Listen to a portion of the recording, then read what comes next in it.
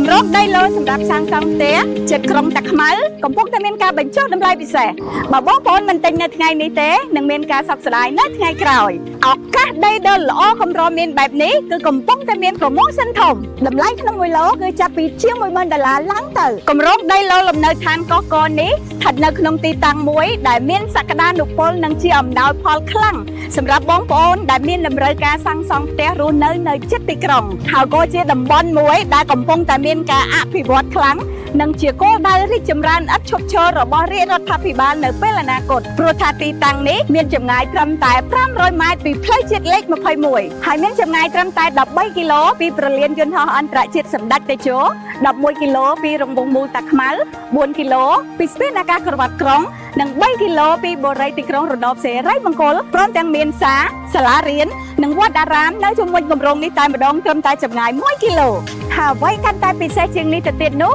យើងមានមណ្ឌលសុខភាពនិងប៉ុស្តិ៍នគរបាលដែលនៅចំទល់មុខគម្រោងតែម្ដងធានាទាំងសុវត្ថិភាពក្នុងការរស់នៅនិងភាពងាយស្រួលសម្រាប់គ្រួសាររបស់លោកអ្នកបើគម្រោងដីល្អប្លឹងហើយតើបងប្អូននៅពិចារណាអីទៀតព្រោះថាដីនេះគឺជាប្រភេទដីភូមិបងប្អូនអាចទិញភ្លាមសាងសង់ផ្ទះសម្រាប់ការរស់នៅភ្លាមហើយមានមនុស្សច្រើនក៏រស់នៅរួចជាស្រេចទៅហើយមានទាំងប្រព័ន្ធទឹកភ្លើងប្លង់រឹងស្របច្បាប់ព្រមទាំងមានខ្យល់អាកាសបរិយាកាសល្អបរិសុទ្ធនៅជិតនឹងតំបន់មាត់ទន្លេហើយក៏នៅជិតទីក្រុងសម្រាប់ងាយស្រួលក្នុងការរស់នៅផងដែរ